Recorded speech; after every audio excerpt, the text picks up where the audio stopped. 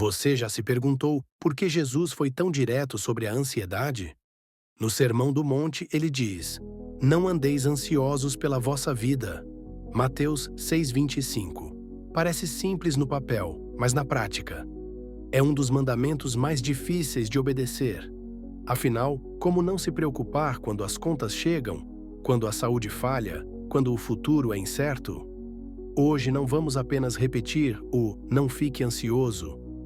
Vamos descobrir por que Jesus disse isso. Qual a lógica divina por trás dessa ordem que parece contra a nossa natureza humana?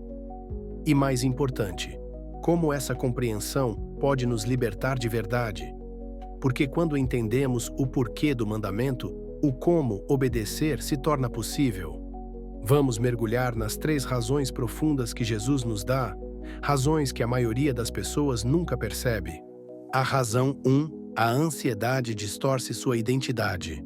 Jesus começa dizendo: Observai as aves do céu, não semeiam, não colhem, nem ajuntam em celeiros. Contudo, vosso Pai Celeste as sustenta. Porventura, não valeis vós muito mais do que elas? Mateus 6:26. Aqui está a primeira revelação. Jesus está combatendo uma mentira sobre quem você é.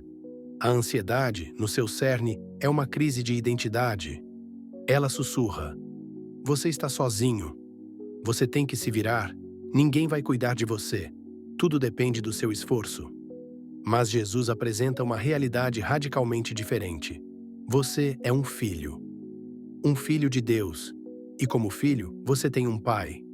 Um pai que já está cuidando das aves, das flores, da criação inteira. Pense, se Deus veste os lírios do campo com uma beleza que Salomão, no auge de sua riqueza, não conseguia igualar. Quanto mais ele vestirá você, e que é feito à sua imagem, se ele alimenta os pássaros que não plantam nem colhem, quanto mais alimentará você, com quem ele tem um relacionamento pessoal?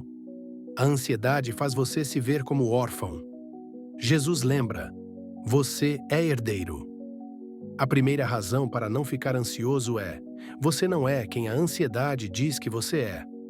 Razão 2: a ansiedade rouba seu presente. Jesus continua: Qual de vós, por ansioso que esteja, pode acrescentar um côvado ao curso da sua vida? Mateus 6,27. Traduzindo, sua preocupação não produz nada. É estéril, é infrutífera. Mas pior que isso, ela rouba o único tempo que você realmente tem: o agora. A ansiedade é uma máquina do tempo defeituosa. Ela te transporta para futuros imaginários, normalmente catastróficos, e te faz sofrer por coisas que talvez nunca aconteçam. Enquanto isso, o momento presente, com suas oportunidades reais, suas alegrias disponíveis, suas responsabilidades concretas, é negligenciado. Jesus está dizendo: você está sofrendo por amanhã e perdendo o hoje. E o pior, esse sofrimento antecipado não muda nada no amanhã. Só estraga seu hoje. Aqui está um exercício prático. Quando você se pegar ansioso, pergunte: estou lidando com um problema real deste momento, ou estou sofrendo por um filme que minha mente está criando sobre o futuro? A maioria das nossas ansiedades são do segundo tipo. São ficções sofridas. A segunda razão para não ficar ansioso é: a ansiedade é um ladrão do presente e um pagamento adiantado por uma dívida que talvez nunca venha. Razão 3: a ansiedade confunde prioridades.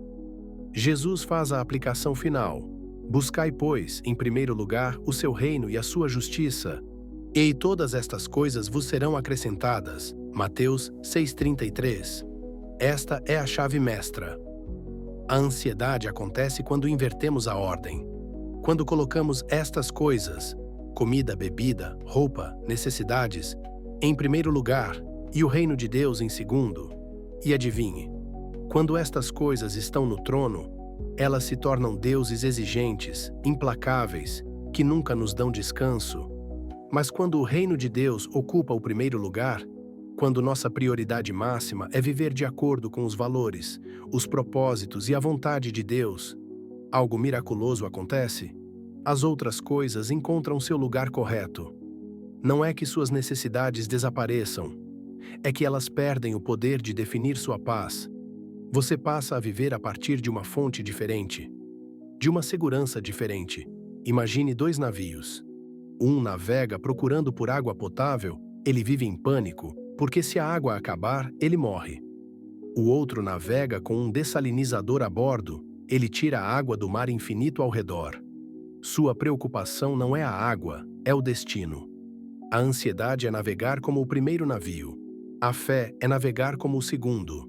A terceira razão para não ficar ansioso é: a ansiedade é sintoma de prioridades invertidas. Quando Deus está em primeiro, o resto encontra sua medida certa. Aplicação prática. Como obedecer esse mandamento? Entendendo as razões, como aplicamos? Jesus não deixa sem método. Primeiro, mudança de foco. Observai as aves, contemplai os lírios. Ele não diz: pare de pensar nos problemas. Diz: comece a observar como Deus cuida. Mude seu olhar.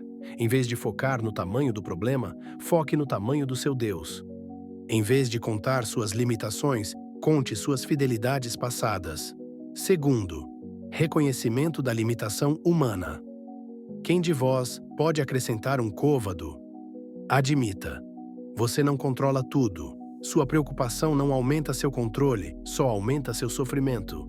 Entregue o que está além do seu controle àquele que controla tudo. Terceiro, reordenação de prioridades. Buscai primeiro o reino. Pergunte-se diariamente: o que significa buscar o reino de Deus hoje? Nas minhas decisões, relacionamentos, trabalho, atitudes. Quando essa busca é genuína, as outras coisas perdem o poder de nos paralisar. História de transformação. Ricardo era um pai de família desempregado há 6 meses. A ansiedade era sua companheira constante. Até que ele decidiu testar Mateus 6,33 literalmente. Em vez de passar 8 horas por dia apenas procurando emprego, ele dedicou 2 horas a servir no abrigo local. Buscar o reino primeiro significava para ele cuidar dos outros mesmo na sua necessidade.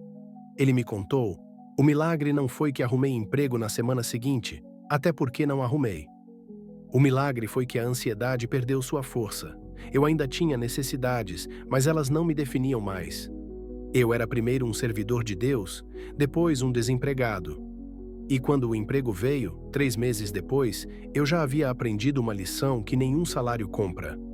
Minha segurança não estava no emprego, estava em aquele que me empregava para seus propósitos. Jesus não nos diz: não fique ansioso como um psicólogo positivo. Ele nos dá esse mandamento baseado em 3 verdades imutáveis. 1. Você é um filho amado de um pai provedor. 2. Sua preocupação é inútil e rouba seu presente. E 3. Sua paz depende da ordem correta das suas prioridades. A ansiedade não é um pecado a ser condenado, mas uma prisão a ser abandonada. E a chave está em acreditar que Jesus sabia o que estava dizendo. Que ele não estava dando um conselho impraticável, mas revelando uma realidade alternativa. A realidade do reino, onde os filhos são cuidados, o presente é santificado e Deus está no comando. Hoje, quando a ansiedade bater, lembre-se: ela está mentindo sobre quem você é, roubando o que você tem e confundindo o que importa. E você tem o direito, dado pelo próprio Jesus, de rejeitar essas mentiras e viver na verdade simples e libertadora. Seu Pai Celestial sabe do que você precisa. Antes mesmo de você pedir,